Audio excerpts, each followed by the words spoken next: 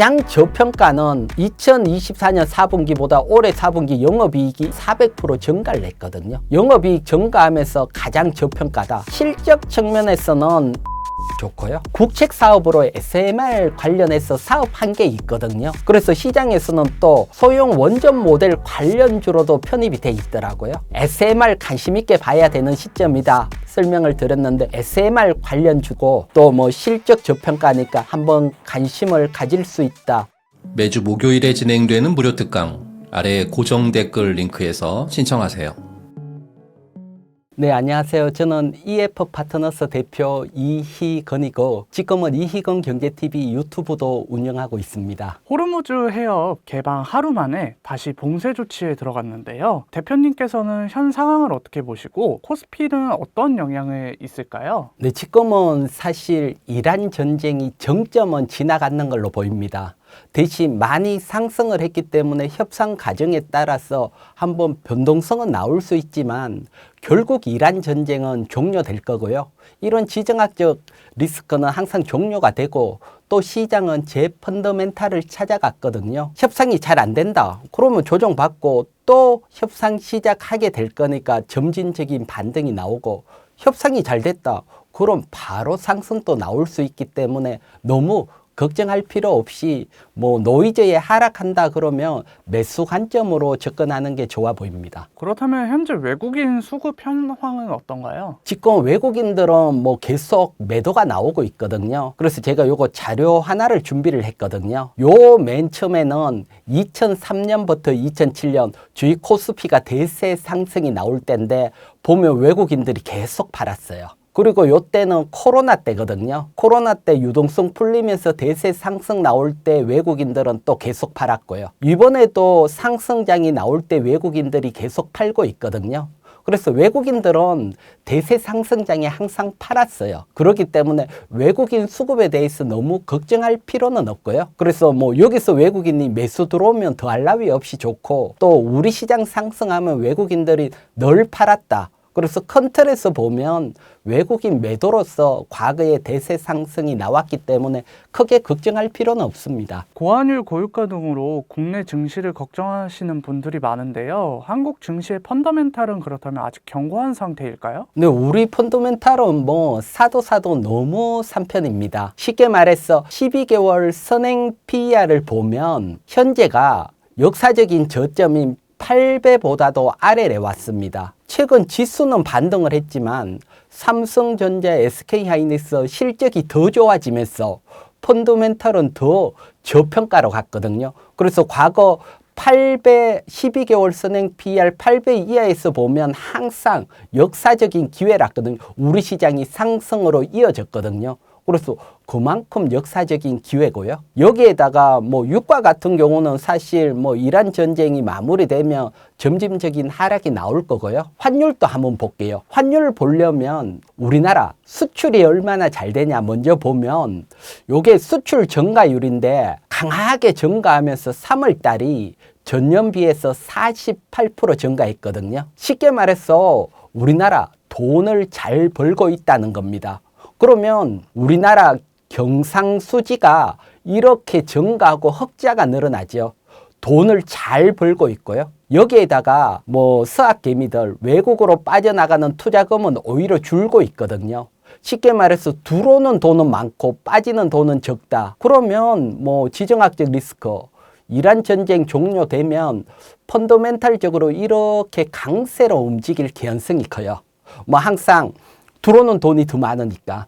그렇다면 지금 많은 매도하는 외국인들이 매도가 잦아들고 오히려 원화가 하락 안정으로 강세 간다. 매수도 들어올 수 있거든요. 그래서 저평가에 수급 개선될 수 있고 여기에 유동성까지 계속 공급이 되고 있거든요. 어떻게 보면 우리 시장이 역사적인 기회가 아닐까 이렇게 보고 있습니다. 그렇다면 대표님께서는 코스피 7,500 달성 가능하다고 보시나요? 네, 충분히 가능해 보입니다. 뭐 쉽게 말해서 삼성전자, SK하이닉스가 사도 너무 싸거든요. 이런 종목만 상승하더라도 지수를 끌고 갈 수 있고요. 여기에다가 뭐 앞에 설명드렸지만 환율이 강세 하락하면서 안정을 찾는다. 수급까지 개선될 거고 또 미국 단기 채권 매입하면서 유동성 풀었고, 그리고 중요한 게 전쟁이 끝나면 항상 전쟁 때 돈이 풀렸기 때문에 시장이 상승이 이어졌거든요. 그런 것들 감안한다면 뭐 충분히 유동성 상승 나오면서 7,500 가능할 거라고 봅니다. 그렇다면 대표님께서는 현재 삼성전자와 SK하이닉스는 어떻게 보고 계신가요? 근데 지금이라도 사실 이 반도체 대장주는 매수 관심을 가져야 될 걸로 봅니다. 사실 제가 작년 연말부터 계속 나오면서 올해는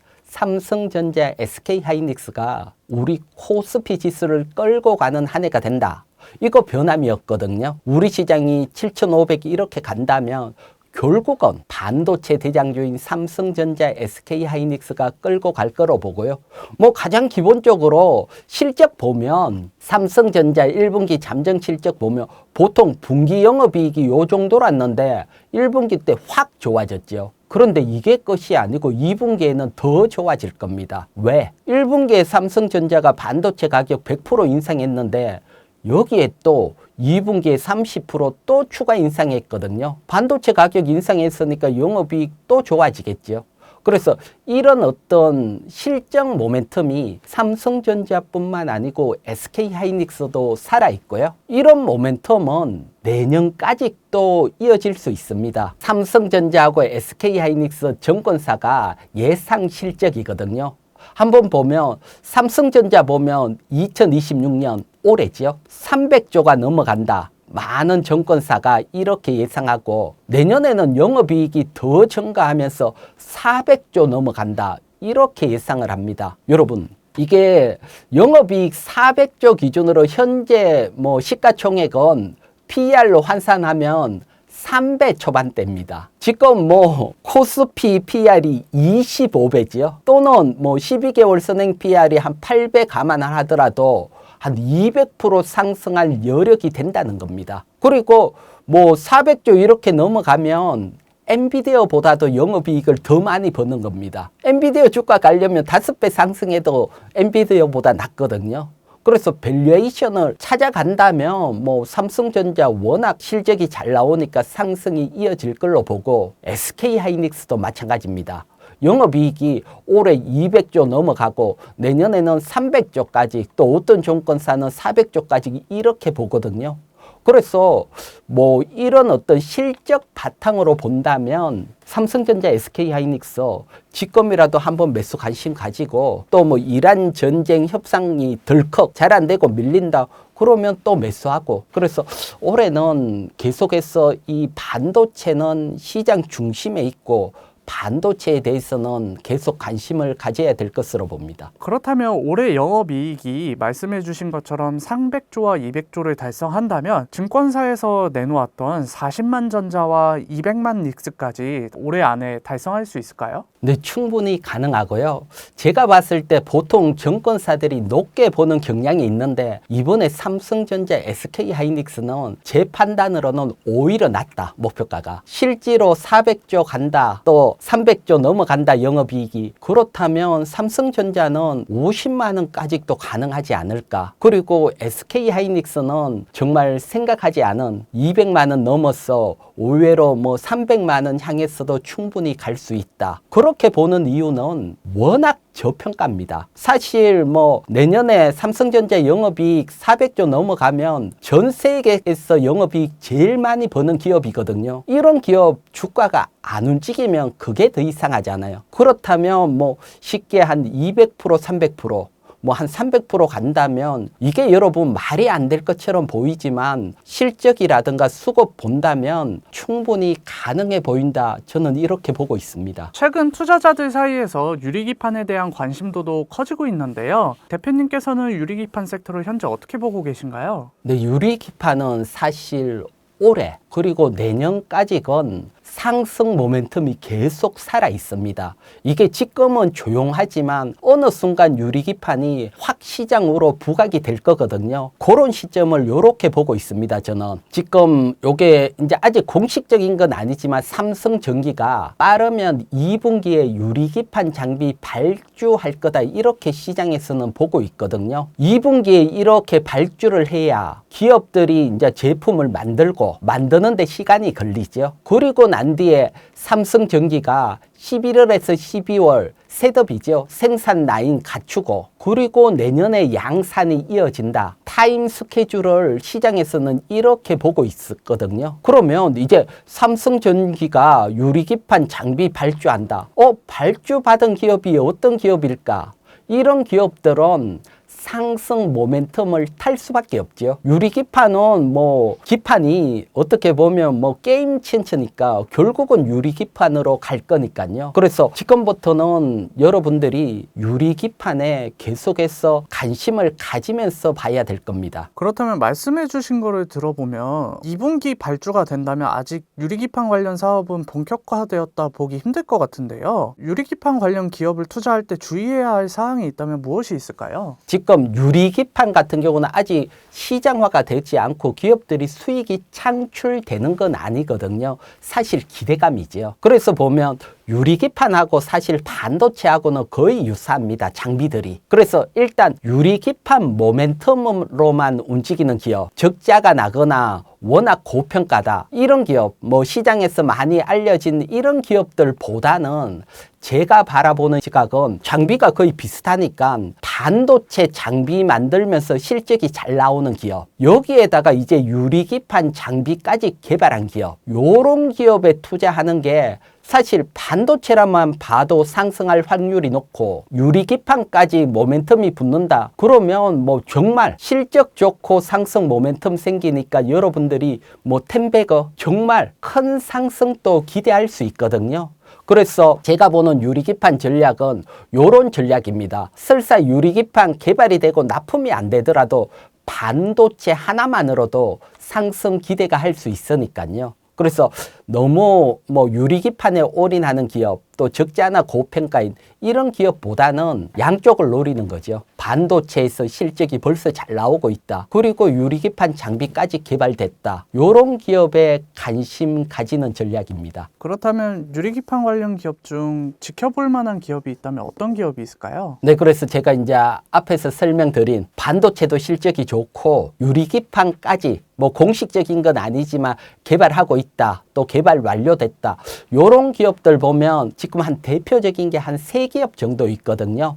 CNG 하이테크, STI, 사이맥스. 이런 기업들은 사실 반도체 장비 주고 실적도 괜찮아요. 4분기 영업이익 기준 보면 저평가고. 그리고 이제 유리기판 장비주들도 개발이 완료돼 있거든요. 또 완료 거의 직전이거나. 그래서 이런 기업들 1차적으로 관심을 가져보시고, 또 시장에서는 또 유리기판 삼성전기가 발주했다. 그러면 발주됐던 기업 사실 한번 번쩍일 겁니다. 번쩍이고 눌릴 때 매수 관심 가지는데 반도체가 역시 실적 좋은 기업 중에 눌리는 기업. 일단 기본은 반도체의 무게를 두고 그리고 유리기판이라는 모멘텀이 더 붙어 있는 기업. 요런 기업들에 관심 가지는 게 좀 안전적으로 시장을 보고 또 한번 수익 노리는 양쪽 전략이 다 유효하다, 이렇게 보입니다. 그러면 대표적으로 CNG 하이테크 하나 살펴볼게요. 기업. 요게 이제 4월 17일 기준으로 시가총액은 한 2천억입니다. 사실 시가총액은 그렇게 크지 않지요. 2025년 실적 보면 2024년보다 2025년 매출액, 영업이익, 당기순이익 모두 크게 증가를 했어요. 영업이익 같은 경우는 100% 증가를 했고요. 그래서 영업이익이 작년에 247억, 조면 엄청난데 247억이면 PER 10배 하면 시가총액이 2,400억 돼야 되는데 저평가죠. 현재 코스피 PR이 25배입니다. 이거 비하면 정말 저평가라는 겁니다. 그래서 요런 저평가고요. CNG 하이테크는 반도체 장비고, 여기에다가 유리기판 핵심 공정인 구리 방막 정착 장비를 개발을 했거든요. 만약에 이것까지 납품이 된다. 그러면 어마어마하게 움직일 수 있는 환경이지 않을까 요렇게 보고 있습니다. 그래서 요런 쪽 저평가 반도체주 찾는 것도 어렵지만 거기에다가 유리기판까지 붙어 있다. 정말 안정적이죠. 그래서 대표적으로 뭐 CNG 하이테크, STI, 사이맥스 요거 외에도 계속 생길 겁니다. 이런 기업들이. 그래서 여러분들이 요런 쪽의 기업들을 잘 발굴한다면 올해 정말 좋은 성과로 이어지지 않을까 보여집니다. 그렇다면 1부 마지막 질문으로 현재 대표님께서 눈여겨보고 계시는 소부장 기업이 있다면 무엇일까요? 네, 이제 지금 여러분 소부장 기업의 트렌드 먼저 짧게 설명드리고 관심 종목 한번 볼게요. 트렌드 보면 2025년 조선주하고 똑같은 움직임이 나오고 있거든요. 2025년 작년에 신조선가 상승하면서 호실적 바탕으로 대형 조선주 급등했고 이때 조선 기자재들이 많이 횡보를 했거든요. 횡보를 하다가 저평가 조선 기자재 중심으로 폭발적인 상승이 한번 나왔습니다. 요게 뭐 삼성엔테 이렇게 횡보를 하다가 작년 9월 달에 폭발적인 상승, 오렌탈 전공 요동을 치다가 한번 폭발적인 상승이 나왔거든요. 그런데 지금 반도체 보면 D램 가격 상승에 호실적 바탕으로 삼성전자, SK하이닉스 연초부터 상승 나오고 있고요. 반도체 장비주도 많은 종목이 횡보하고 있는데 이들 종목 중에 벌써 폭발적인 상승이 나오고 있거든요. 그래서 많은 장비주들이 이런 상승으로 이어지고 있는 구간이다. 요렇게 보여지거든요. 그러면 저평가에 횡보하고 있거나 월봉 돌파하기 전인 요런 기업들에 지금 관심 가지시면 좋고요.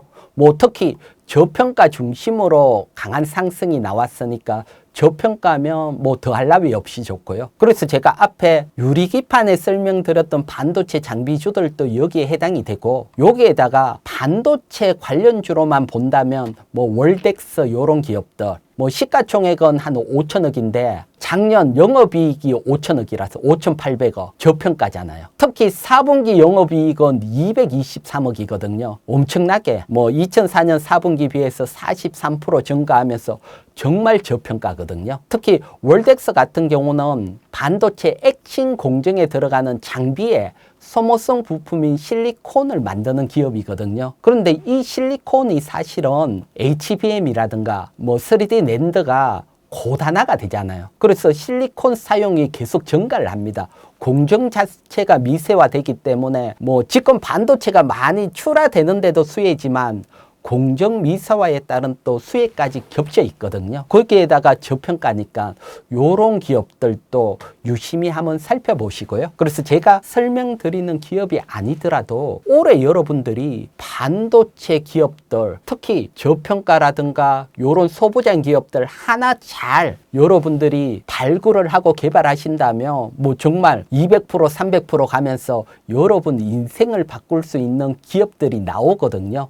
그래서 요런 기업들 제가 유리기판 플러스 반도체 앞에 설명드렸죠. 거기에다 저평가 반도체 기업 또 웰덱스도 설명을 드렸으니까 요런 것들 참고하셔서 반드시 올해는 반도체에 관심을 가져보시기 바랍니다. 최근 국내 2차전지 3사의 1분기 실적에 대한 부정적 전망이 있었는데요. 대표님께서는 최근 2차전지 섹터를 어떻게 보고 계신가요? 네, 2차전지는 사실 지금 차트적으로 보면 확연하게 상승 전환이 됐고요. 업황으로 본다면 아직은 업황이 어려운 상황입니다. 그래서 일단 차트적으로 왜 전환이 됐는지 알면 대응하기도 편하고 또 언제까지 상승할지도 알 수가 있고요. 그래서 그 부분 또 살펴보고 그리고 또 사실 업황도 워낙 중요하니까 업황이 또 어떤지 요거 나눠서 한번 보도록 할게요. 안 좋은 업황 먼저 한번 보도록 할게요. 올해 1분기 배터리 3사 뭐 실적 전망인데 방금 말씀해 주듯이 LG엔솔 한 2천억 적자, 삼성 SDI도 2,400억, SK온 3천억 적자 이렇게 적자 예상을 하고 있습니다. 사실 이렇게 동반 적자가 나온 건 사상 처음입니다. 그만큼 업황이 어렵다는 거죠. 어렵게 된 이유는 다른 것보다 미국이 10월부터 전기차 구매 보조금을 폐지했잖아요. 이게 지금 영향을 미치고 있습니다. 사실 우리나라 배터리 업체는 북미에 가장 많이 투자를 했거든요. 거의 뭐 북미에 올인하다시피 했는데 트럼프가 되면서 보조금 폐지되면서 어렵다. 그래서 이런 어려운 것들은 조금 시간이 필요하다. 아무래도 트럼프가 집권하고 있기 때문에. 그래서 그런 상황 속에 있다 보여지고요. 특히 반도체 시장 점유율을 한번 보면 요거 중국 시장 제외한 점유율입니다. 국내 배터리 3사 합계 점유율이 중국 시장 빼고도 28%밖에 안 돼요. 과거에는 50%까지 됐었거든요. 그래서 보면 1월, 2월 그래서 작년 1월, 2월하고 비교하면 점유율이 8.8%나 감소했어요. 그래서 감소가 계속 일어나고 있거든요. 이만큼 어떻게 보면 올인했는 미국 시장이 침체되면서 점유율까지 줄어들고 있다. 이만큼 사실 어려운 환경 속에 있습니다. 그래도 다행인 것은 배터리 시장은 좀 어렵지만 우리가 ESS라든가 다른 쪽 에너지 저장 장치 쪽에서 정말 실적이 나오고 있거든요. 지금 어려운 걸 만회할 수준까지는 돼 있다. 이런 것들이. 그렇기 때문에 업황으로 보더라도 확 최악은 아니고 새로운 ESS 또 뭐 로봇 모멘텀까지 있으니까요. 그래서 겨우겨우 업황으로 본다면 버틸 수 있는데 정말 좋은 것은 수급입니다. 역시 상승하는 게 다른 것보다는 수급적으로 상승이 나오고 있거든요. 지금 보면 ETF 자금이 이제 한 400조 시대입니다. 요게 이제 연도별로 ETF 자금 증가인데 작년에 보면 한 120조 정도 증가를 했거든요. 그런데 올해는 지금 4월 15일 기준으로 100조 증가를 했어요. 100조란 게 적은 돈은 아니잖아요. 그래서 엄청난 돈이 올해 ETF에 폭발적인 수급이 들어오는 해다. 그러면 여러분 ETF 자금은 사실은 시가총액 큰 쪽 통째로 사고 또 코스닥 같은 경우는 코스닥 150 위주로 사는데 지금 코스닥 시가총액 1, 2위가 에코프로 그룹이잖아요. 수혜를 받을 수밖에 없습니다. 이런 돈들이. 그래서 제가 봤을 때는 업황보다는 이런 수급으로 움직이는 시장이다. 그렇게 봐야 되기 때문에 어떻게 보면 시가총액 작은 2차 전지 기업들보다는 시가총액 큰 기업들이 그래도 안정적이다. 조금 더 나가면 코스닥 150 안에 있는 기업들이 좀 더 안정적일 수 있다. 이렇게 보고요. 참고적으로 보면 과거에 펀드 열풍 제가 요때도 있었거든요. 한 5년 주식시장에 있었으니까요. 요때 보면 펀드가 2006년도에 보면 5년도에 비해서 정말 크게 증가를 했거든요. 보면 뭐 몇 배가 증가가 됐잖아요. 그래서 올해 보면 ETF 증가가 펀드로 보면 한 2006년 정도로 보이고요. 그러다가 2007년 좀 증가하다가 시장이 꺾였거든요. 그래서 올해 증가하고 또 내년 초까지 또 ETF 증가하고 그 다음에는 사실 의문이고요. 그래서 올해는 2차 전지도 수급이 받치니까 괜찮다. 그래서 뭐 제일 베스트 시나리오는 올해 수급 받치면서 안정적이고 내년에 업황이 돌아선다. 요게 사실 제일 안정적인데 업황은 뭐 트럼프 때문에 가봐야 되는 거니까 일단 올해는 수급적으로 보고 간다 생각을 하시면 좋을 것 같습니다. 최근 LG엔솔은 외국인 보유 비중이 지속적으로 늘고 있는 상황에도 주가는 아직 눌려있는 모습인데요. 대표님께서는 LG엔솔에 대한 전망을 어떻게 보고 계신가요? 네, LG엔솔은 사실 전기차보다는 ESS가 앞으로 더 관심을 가져야 되거든요.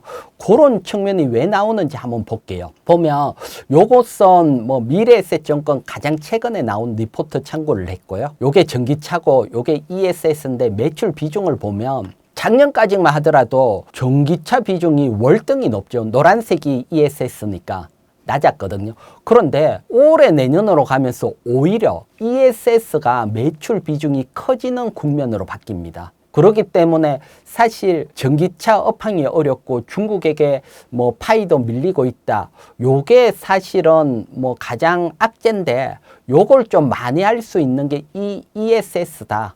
특히 올해부터 폭발적으로 증가를 한다. 옆에 보면 LG엔솔이 ESS 매출을 보여주거든요. 작년까지가 매출이 크지 않았어요. 그런데 올해 내년 ESS 매출이 폭발적으로 증가를 하거든요. 그래서 요런 모멘텀이 가지고 있고 올해 ESS만 영업이익 한 1조 8천억 미래에셋은 추정을 하더라고요. 그래서 앞으로 전기차도 중요하지만 ESS의 뭐 워낙 모멘텀이 살아있다. 요걸 설명을 드리고 그 다음에 차트를 한번 볼게요. 차트를 보면 요게 LG 에너지 솔루션 일봉 차트인데 사실 올해 연초부터 코스피가 이렇게 상승을 했는데 상승을 못하고 횡보하니까 사실은 아직은 시장의 중심은 아니다. 요걸 알 수가 있고요. 중심이 아닌 건 역시 뭐 1분기 실적에서 보듯이 적자가 나고 있기 때문이고요.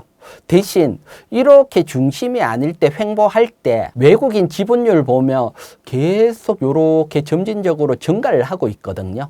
그래서 이렇게 증가하다 보면 어느 순간 한 차례 레벨업은 나올 수 있고요. 레벨업 한번 훅 반등했다가 추세로 가기에는 아직은 업황이 적자의 대가 확 좋아지는 게 아니고 뭐 삼성전자나 업황 좋아지는 게 워낙 메인으로 자리 잡고 있으니까요. 그래서 한번 레벨업 정도는 볼 수 있는 상황이고 추세로 가기 위해서는 ESS가 얼마나 빠르게 앞에 시장 전망치처럼 증가가 된다면 랠리가 나오겠지만 앞에는 정권사의 전망치입니다. 그래서 그 전망치처럼 된다면 랠리가 나올 수 있고요.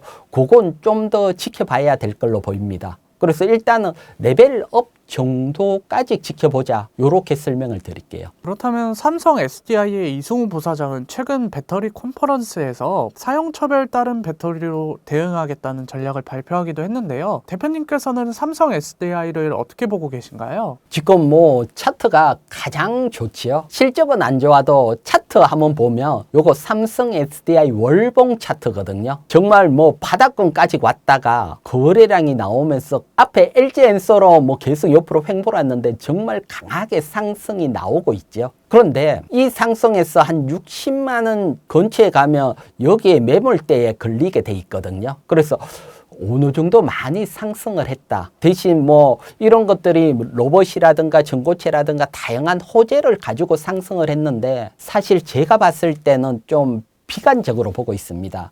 삼성 SDI는. 그래서 60만 원이라든가 이렇게 오면 비중 축소 전략을 뭐 좋지 않을까. 왜 이렇게 보고 있느냐? 다른 건 아니고요. 지금 보면 전기차 시장에서 삼성전자, 중국을 제외한 어떤 시장 파이가 작년에 7.1%에서 5.1%로 줄어들었거든요. 여러분, 세계 점유율이 5.1%다. 이거는 규모의 경제를 펼칠 수가 없습니다. 세계 파이가 한 10%는 돼야 같이 공장도 짓고 같이 단가도 낮추면서 규모의 경제를 할 수 있는데 지금은 그 경제를 할 수 있는 이하로 점유율이 빠져버렸거든요. 사실 뭐 과거에 여러분들 뭐 나이 드신 분들은 좀 기억하겠지만 초창기에 삼성전자하고 LG전자 핸드폰이 거의 삐깍삐깍하면서 정말 잘 팔렸거든요. 그러다가 LG전자가 밀리면서 시장 점유율 10% 아래로 빠지면서 투자 못하고 지금은 사라졌거든요. 그런 측면에서 보면 규모의 경제를 하기에는 점유율이 너무 적다. 그렇다면 지금 실적은 적자인데 호재로만 올라오고 있는데 이게 정말 좋아질까?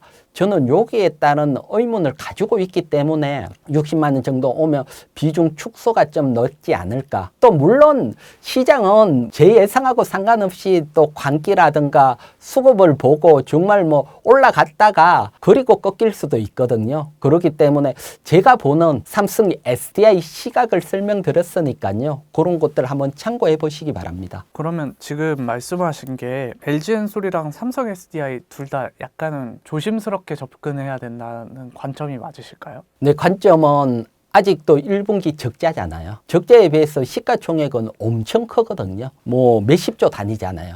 그렇기 때문에 사실은 실적이 정말 좋겠다 몇 년치를 다 반영이 돼 있는 상황입니다. 이렇게 돼 있는 상황에서 전기차 업황은 아직은 안 좋잖아요. 안 좋고 이제 ESS라든가 다른 업황 하나는 좋아지니까 사실은 밸류 찾아가는 데는 한계가 있을 거고요. 대신 ESS 좋고 자동차까지 좋다고 업황이 좋다고 그러면 랠리를 보겠는데 한쪽 날개가 아직은 꺾여 있으니까 뭐 적극적인 것보다는 좀 보수적으로 보고 있다. 이렇게 설명을 드릴게요. 그렇다면 아직 2차 전지 섹터에 투자를 진행하지 않았던 투자자들이라면 어떤 식으로 2차 전지 투자를 하면 좋을까요? 대형주보다는 또 지금은 뭐 코스닥 쪽 ETF 자금이 들어오면서 소재주들이 움직이고 있거든요. 그래서 제가 단순히 소재주 매수하자 요렇게 보다 일단 소재주의 현재 상황이 어떤지 실적이 어떤지 요런 것들을 알고 수급으로 움직이는 걸 보면 좀 더 뭐 대응하기 편하실 것 같아서 주말에 이거 2차 전지 대표적인 소재주 4분기 실적을 싹 정리했거든요. 그래서 여러분들이 대표적인 2차 전지 소재주 실적을 한 번에 이렇게 비교해서 볼 수 있는 기회가 잘 없을 겁니다. 그래서 이번 기회에 한번 보면 요거는 4분기 당기순이익입니다. 당기순이익 기준 PER 얼마인지 봤더니 볼 필요도 없이 이렇게 점이 찍혔는 건 당기순이익이 다 적자라는 겁니다. 기업이 좋은 건 아니라는 겁니다. 요중에 뭐 솔브레인 홀딩스 같은 경우는 정말 큰 흑자가 나왔는데 이건 자회사 매각하면서 일회용 수익이거든요. 그래서 요건 또 하기는 어렵고 보면 엄청나게 밸류도 높고 아직은 다 적자다. 그나마 후승 하나가 제 밸류 근처에 있다. 요걸 느낄 수가 있고요. 그 다음에 지금 실적이 좋아진다고 했는데 3분기에 비해서 4분기 영업이익이 어떻냐? 요건 제가 왜 요렇게 했느냐? 여러분 10월부터 미국 전기차 보조금을 폐지를 했잖아요. 그러면 3분기보다 4분기가 실적이 안 좋을 수가 있잖아요. 정말 안 좋아졌는지 그걸 알면 요게 조금 더 이어질 수 있다. 이걸 우리가 유추를 할 수 있잖아요. 그래서 제가 3분기 영업이익, 4분기 영업이익 따로 요렇게 정리를 했거든요. 봤더니 4분기에 적자 전환, 흑자에서 포스코 퓨처엠 같은 경우는 큰 적자로 바뀌었고요. 대부분 적자라든가 영업이익이 줄어들었습니다. 적자 지속, 적자, 영업이익 감소. 그래서 사실은 뭐 다양한 것들이 있지만 아직은 업황이 좋은 건 아니고 밸류가 워낙 고평가됐다. 이건 뭐 그대로 받아들여야 될 것으로 보입니다. 그래서 요걸 받아들이고 상황이 이렇지만 수급으로 움직임이 나오고 있거든요. 그래서 여기 대부분들은 뭐 코스닥 150이나 코스피 200에 포함이 돼 있으니까 요런 기업들 중심으로 보고요. 그러면 요런 기업들 중에 뭐 가장 대표적으로 요거 에코프로 BM 일봉 차트거든요. 그래서 일봉 차트 보면 수급은 확실히 들어오고 있잖아요. 앞에 거래량보다 거래량도 증가돼 있고. 그래서 제가 봤을 때는 수급발로 올라가기 때문에 뭐 이렇게 보면 상단 하단 중에 뭐 여기서 매수하셨다면 상단 넘어가면 일정 부분 비중 축소하시고 여기서 또 하단 근처 오면 비중 추가하고 이런 어떤 박스권 매매가 좋다. 특히 이런 박스권 매매할 때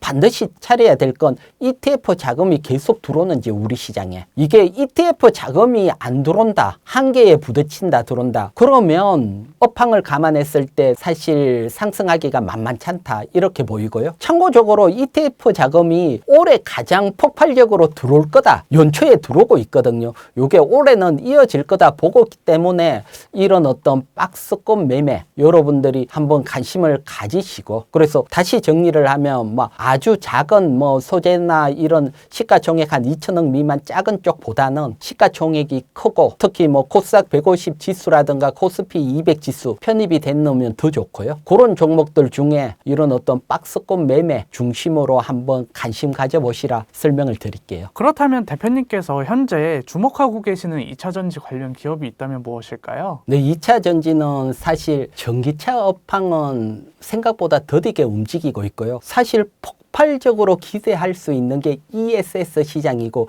지금 또 폭발적으로 상승이 나오는 초입이고요. 그래서 이게 정말 ESS 시장의 실적이 숫자로 찍힌다. 그러면 이때부터는 폭발적으로 2차 전지 종목들이 움직이는 종목들이 나옵니다. 그래서 제가 요런 쪽 특히 ESS 시장이 폭발적으로 움직였을 때 큰 수혜를 받는 종목 요런 종목에 관심을 가지는 게 좋을 것 같아서 요런 종목 하나 선정을 했거든요. 먼저 제가 앞에서 요거 여러분들이 기억하겠지만 LG엔솔이 올해 내년 ESS 실적이 이렇게 폭발적으로 증가할 거다. 요 설명 드렸잖아요. 그러면 ESS에 집중하고 있는 기업이고 LG에너지솔루션에 납품하는 기업 이런 기업들은 정말 한번 폭발적인 상승을 기대할 수 있잖아요. 그래서 요런 기업, 특히 매출에서 전기차 매출이 크지 않고 ESS의 비중이 크다. 요런 기업에 관심 가지는 게 훨씬 올해는 유리하지 않을까. 그래서 많은 종목들 찾아봤더니 생각보다 별로 없더라고요. 그래서 그 중에 하나가 요 삼령입니다. 삼령. 삼령은 뭐 시가총액은 뭐 한 3천억 정도다고 보시면 되시고요. 요것도 2024년보다 2025년 실적이 좋아지고 있거든요. 영업이익이나 당기순이익 보면 큰 폭으로 증가가 되고 있거든요. 그래서 요 기업이 주로 하는 이 사업은 국내 유일한 캐패시터 필름 제조 회사입니다. 요 캐패시터 필름이 ESS 제조에 들어가거든요. 그래서 국내 유일입니다. LG 엔솔이 ESS 폭발적으로 증가한다면 삼령도 따라서 좋아질 수 없는 환경이고요.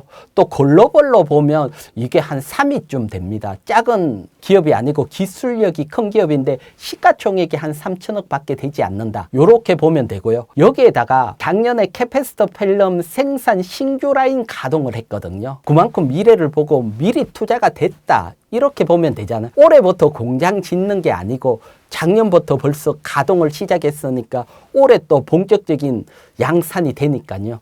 이렇게 본다면 요런 기업들, 특히 ESS에 집중하고 있는 기업들, 2차 전지 중에서 요런 기업들이 한번 사고 치지 않을까 요렇게 보고 있으니까요. 그래서 일단 뭐 전체적으로 2차 전지에 대해서 한번 설명을 드리면 일단 기본적으로 2차 전지 큰 기업, 시가총액이 크고 또 코스닥 150이나 코스피 200에 들어가 있는 기업 중심으로 수급이 들어오는 기업 중심으로 보고 요런 기업은 아직 업황이나 기업 실적이 안 지키니까 큰 상승보다는 앞에 추세 매매, 추세 상단까지 오면 비중 축소, 추세 하단 근처 오면 비중 추가 요렇게 박스권 매매한다 생각으로 보시고요. 그리고 좀 더 큰 상승을 기대한다면 아무래도 ESS 쪽에 기업이 변하는 기업 중심으로 한번 살펴보신다면 올해 2차 전지 투자에 좋은 성과가 있지 않을까 생각이 됩니다. 고유가와 더불어 대미투자특별법 통과 등 여러 요인에 맞물리며 원전주에 대한 기대감이 커지고 있는데요. 대표님께서는 현재 원전주에 대해서 어떻게 보고 계신가요? 원전주는 사실 뭐 원래 좋았지만 더 좋은 모멘텀이 계속 대기를 하고 있다. 이렇게 보고 있습니다. 뭐 가장 첫 번째 우리가 기대할 수 있는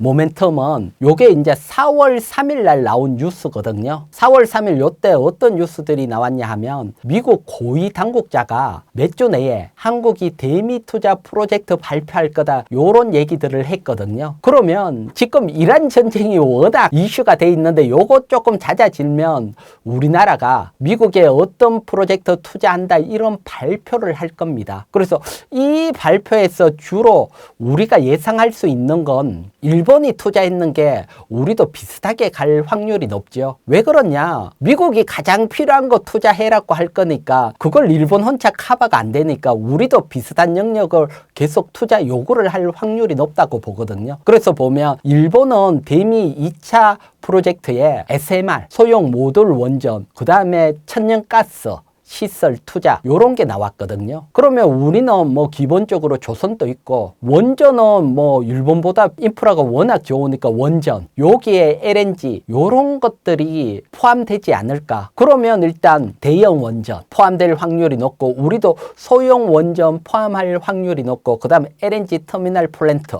그래서 요런 쪽은 조만간 모멘텀이 하나 나올 수 있다. 그렇기 때문에 원전은 당연히 모멘텀이 나오고 여기에 대해서 정말 큰 모멘텀이 되려면 요것도 한번 체크해 보시면 우리 정부가 미국에게 K원전이죠. APR 1400 건설 제안을 했거든요. 저번에 미국이 원전 지하 달라 했을 때 오케이 하기 전에 APR 1400으로 지하도 되냐 이렇게 건의를 했거든요. APR 1400은 요거 우리나라가 개발한 거고요. 미국은 APR 1000입니다. 그거보다는 출력이 더 많이 나온다는 거죠. 그래서 미국이 요거까지 오케이 하면 정말 우리나라 원전 기술이 대내외적으로 알려지고 수주도 좋아지고 새로운 르네상스로도 이어질 수 있고요. 이게 아니고 그냥 APR 천지어 미국처럼 그것만 하더라도 엄청난 수주 받았다 똑같은 내용이니까요. 그것만 돼도 좋고요. 이것까지 되면 더할 나위 없이 좋고, 여기에다가 우리 정부가 한수원이 대형 원전 2기, 그 다음 소형 원전 1기 후보지 선정하고 있으니까 우리나라 자체 모멘텀도 있고, 그리고 뭐 동남아 모멘텀들도 있고, 그래서 원전은 계속해서 모멘텀들이 살아 있습니다. 그렇기 때문에 원전에 대해서는 지금도 관심을 가져야 될 것으로 봅니다. 그렇다면 말씀해 주신 요인들로 인해서 최근 두산에너빌리티 주가가 강세를 보였다고 볼 수 있을까요? 네, 맞습니다.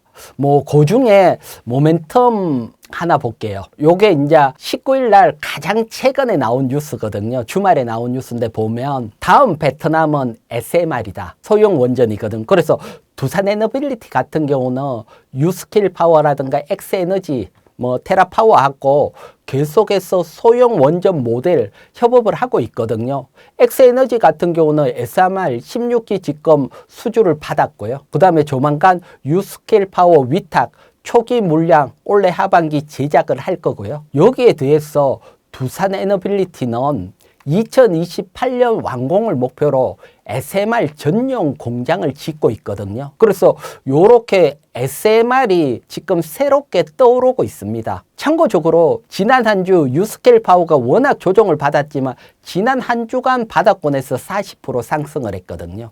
그래서 지금은 원전 중에서도 이런 SMR이 또 다른 모멘텀으로 부상을 하고 있다. 요걸 조금 느끼고 저도 SMR 관련주 관심 가져야 되지 않을까 요렇게 보고 있고요. 그 다음에 뭐 지나가는 길에 요거 잠깐 볼게요. 요거는 지난주 두산에너빌리티가 상승을 했잖아요. 요때 수급입니다. 지난주 외국인 순매수 상위 종목이고 요거는 기간 합계 순매수 상위 종목인데 보면 양쪽에서 두산에너빌리티를 적극적으로 매수를 하고 있죠. 그래서 뭐 모멘텀도 모멘텀인데 수급도 받치고 있다. 그래서 뭐 사실 지난주부터 우리 시장이 상승하고 외국인들 수급이 좀 들어오는데 들어올 때 두산에너빌리티 먼저 매수했다. 요건 좀 의미를 부여할 수 있을 걸로 보여집니다. 그래서 수급적인 측면, 그 다음 단기적으로 우리가 미국 대미 투자 프로젝트 발표, 여기에다 또 중기적으로 SMR, 또 부각, 요런 것들이 두산에너빌리티 관심 가지게 만들었다. 요렇게 보여집니다. 그렇다면 대표님께서는 두산에너빌리티의 전망을 어떻게 보고 계시며 지금 구매해도 괜찮다고 보시나요? 근데 두산에너빌리티는 뭐 원전 대장주고 조금 뭐 보수적으로 본다. 나는 뭐 원전주 사서 차근차근 수익 내겠다. 요러신 분들은 두산에너빌리티 사서 뭐 기다리시는 전략 유효하고요. 또 대신 두산에너빌리티가 작년에 워낙 상승을 했거든요. 그래서 항상 주식시장에서는 또 어떤 측면이 있냐고 하면 한 해 강하게 가면 그 다음 해에 상승폭이 좀 약하게 되고 또 그 또 다음 해에 크게 가고 요런 움직임들도 꽤 많이 주식시장에 작용을 하거든요. 그래서 두산에너빌리티 워낙 좋고 모멘텀이 좋다. 뭐 좋지만 올해는 작년만큼 확 상승 기대하기는 조금 만만찮을 거고 지수 정도 추정 상승을 예상을 하고 있고요. 대신 작년에 확 상승하지 않은 중소형 또 원전주 요런 종목들이 올해 지금 벌써 강하게 움직임도 나오고 있고 요런 종목들도 또 수익률 측면에서 좋으니까요. 그래서 대형 원전주도 괜찮지만 중소형 원전주에 대해서도 한번 관심 가져보시라 설명을 드릴게요. 그렇다면 대표님께서 주목하고 계시는 중소형 원전주가 있다면 무엇일까요? 네, 그래서 뭐 원전주 사실은 기대감이잖아요. 기대감으로 움직이는데 오늘 날짜로 그래도 펀더멘탈도 한번 볼게요. 우리가 뭐 펀더멘탈 이런 걸 잘 보지는 않지만 요 종목들은 뭐 대표적인 원전 기업들이고 시장에 부각되는 거고요. 요렇게 보면 요게 이제 4분기 영업이익인데 영업이익 기준 PER로 요렇게 환산해서 보면 뭐 가장 저평가는 일진파워입니다. 2024년 4분기보다 올해 4분기 영업이익이 일진파워는 한 400% 증가를 했거든요. 영업이익 증가하면서 가장 저평가다. 그래서 실적 측면에서는 일진파워가 좋고요. 그런데 일진파워를 봤더니 국책 사업으로 SMR 관련해서 사업한 게 있거든요. 그래서 시장에서는 또 소형 원전 모델 관련주로도 편입이 돼 있더라고요. 그래서 제가 앞에서 SMR 관심 있게 봐야 되는 시점이다 설명을 드렸는데, 요 SMR 관련주고 또 뭐 실적 저평가니까 한번 관심을 가질 수 있다, 일진파워 설명을 드리고, 그 다음에 지금 보면 우리나라 같은 경우는 에너지 고속도로 이러면서 전선주라든가 이런 것들이 좀 움직이고 있거든요. 그래서 원전주 중에서는 보성파워텍이 철탑이라든가 이런 거 세우니까 아무래도 에너지 고속도로 관련주로도 편입이 될 확률도 높고, 지금 또 얘기가 나오고 있고, 그래서 이런 것들도 PER로 보면 그렇게 높지 않거든요. 그래서 서부적으로는 뭐 보성파워텍 정도 볼 수 있고요. 그 다음에 시가총액을 조금 큰 종목 관심 있으신 분은 DLENC입니다. 요건 뭐 어떻게 보면 건설주죠. 건설주인데 DLENC 같은 경우는 미국 SMR 기업사 엑스에너지에 2천만 달러 미리 투자했는데 이거 벌써 배 정도 수익이 났고요. 여기에다가 엑스에너지하고 표준 원전 소형 모듈입니다. 소형 원전 모듈 표준 설계 계약을 했거든요. 그러니까 SMR로 또 부각이 될 확률이 높고, 지금은 중동 전쟁 재건 수혜주로 움직였지만 또 SMR 관련주로도 움직임이 기대된다. 그래서 차트 보면 거래량이 한번 나오고 확 움직이고, 그래서 옆으로 좀 횡보하거나 눌려주면 대형주 중에서 뭐 조단위 넘어가는 시가총액 중에서는 또 DLENC 한번 살펴보시기 바랍니다. 최근 이란 전쟁 등 에너지의 안보 이슈로 인해 신재생 에너지의 필요성이 더욱 강조되는 상황에서 대표님께서 관심 갖고 있는 섹터와 종목이 있다면 무엇일까요? 네, 지금 뭐 이란 전쟁 나면서 유가 오르고 그러면서 뭐 여러분들 다 아시죠? 태양광 관련주 확 크게 올랐고, 또 풍력 관련주 한번 확 크게 올랐고, 그래서 이렇게 한번 확 크게 모멘텀 타고 움직이면 또 약간 쉬어가고, 그리고 또 다음 딴 모멘텀으로 움직이는데, 그래서 요런 쪽보다는 한번 움직였으니까 이들 종목은, 그래서 제가 조금 다른 관점에서 관심 가질 수 있는 게 LNG 플랜트 관련으로 보고 있습니다. 요 LNG 플랜트는 왜 관심을 가지느냐, 물론 뭐 중동에서도 플랜트 지금 복구해야 되니까 수주 나오는 것도 있지만, 그거보다는 LNG 플랜트가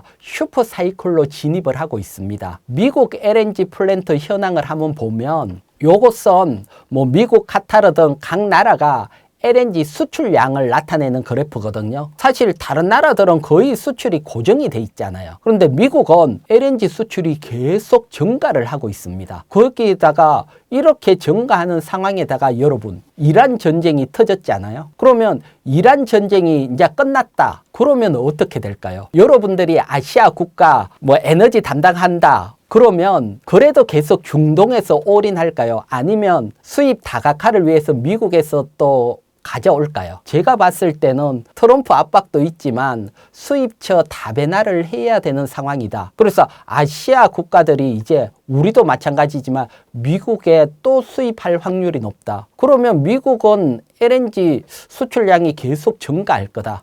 그래서 요거 시장에서는 2029년까지 미국 수출이 이렇게 계속 증가할 거라고 보고 있습니다. 그러면 수출은 뭐 그냥 증가하는 건 아니죠. 제반 시설 인프라가 있어야 되잖아요. 그래서 뭐 LNG 터미널이라든가 이런 것들이 계속 필요하게 되고 공사, 확장할 수밖에 없다. 그러면 LNG 플랜트 관련주들은 새로운 상승 모멘텀이 생겼다.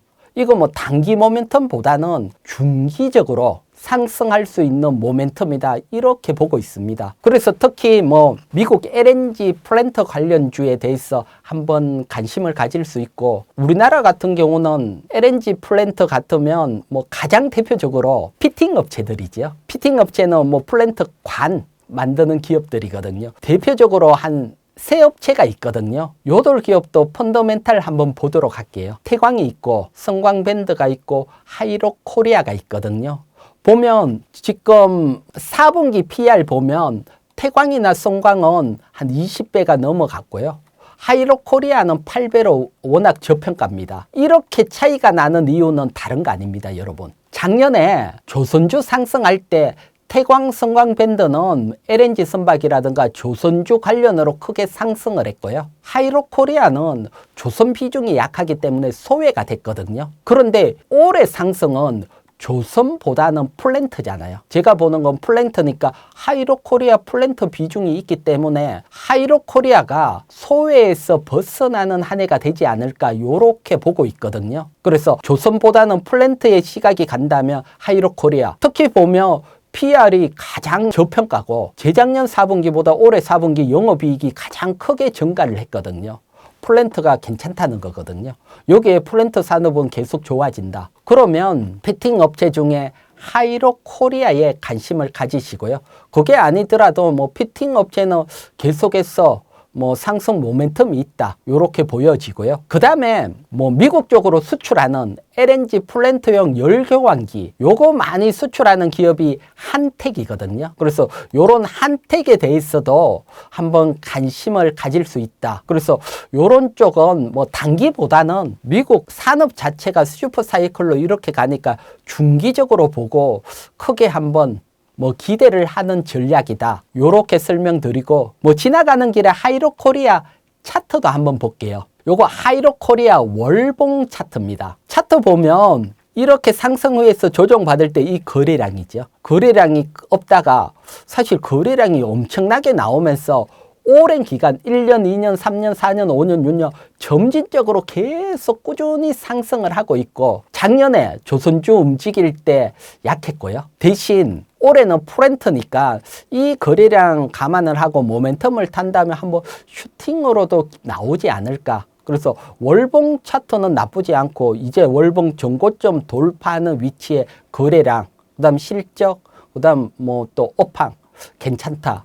요렇게 보여집니다. 그렇다면 대표님의 현 시점 포트폴리오 전략도 궁금한데요. 만약 1억이 있다면 어떻게 투자하실 건가요? 작년 말부터 변함없이 똑같습니다. 반도체에 집중하는 전략이거든요. 그래서 요건 뭐 삼성전자든 SK하이닉스든 뭐 둘이 합치든 상관없이 대형 반도체 40% 비중을 실는 전략은 뭐 계속 그대로입니다. 제가 설명을 드렸지만 올해는 대형 반도체가 코스피를 끌고 가는 한 해다. 뭐 폭발적인 실적이 내년까지는 이어질 거니까요. 그래서 비중을 실는 건 그대로고요. 그 다음 뭐 연초부터 현대차의 20% 실는 전략. 요 현대차는 지금 확 상승 후에 조금 눌려 있거든요. 그리고 눌려 있지만 1분기 실적이 조금 안 좋을 겁니다. 그래서 1분기 실적 발표가 끝나면 또 실적에서 벗어나면서 또 로봇 모멘텀 타면서 갈 수 있으니까 또 뭐 충분히 반등 나올 수 있는 위치다. 그래서 실적 발표 끝나고 상승 안 했다. 그러면 관심 가질 수 있고요. 대형주는 뭐 큰 거보다는 쉽게 말하면 시가총액 1위 삼성전자, 2위 SK하이닉스, 3위가 현대차까지 올라갔죠. 그래서 요들 종목에 집중하는 전략이다. 그 중에 반도체를 더 많이 실 거예요. 그 다음 코스닥 어떻게 보면 가벼운 종목 원하시는 분은 일단 반도체 소부장 20%. 소부장은 슈팅이 나오는 구간이다. 제가 설명을 드렸잖아요. 그래서 그렇게 보면 한 번씩 슈팅을 또 기대할 수 있기 때문에 소부장, 특히 뭐 저평가되고 횡보하고 있는 소부장 매수하는 전략이고요. 그거 외에 뭐 단타라든가 짧게 뭐 개별주 매매, 지금은 시장이 상승장이기 때문에 개별주 매매도 뭐 한 20% 정도 가능하다.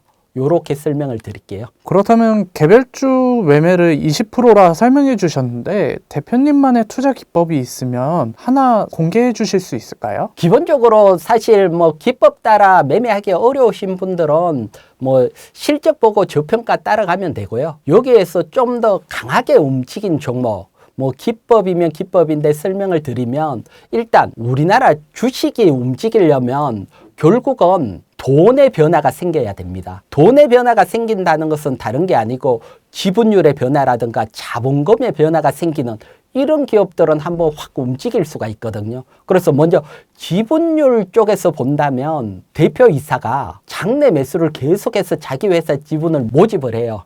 매집을 해서 뭐 한 30만 주, 40만 주 샀다. 이런 기업들은 어느 순간 확 움직일 수가 있고요. 그 다음 자본금적인 측면에서 이렇게 본다면 전환사채라든가 이런 기업들이 주식으로 전환이 됐다. 그런데 전환됐던 가격을 봤더니 현재 주가하고 비슷하다. 이런 기업들은 움직일 수가 있고요. 사실 이런 것들은 기본적으로 펀더멘탈이 좋은 기업 중에 이런 것들이 붙는 거, 요런 것들이 또 움직일 수 있거든요. 그런데 이런 것들은 다 공시가 나와요. 대표이사가 몇 주, 언제, 평균 단가 얼마 샀다 다 공시를 해줘요.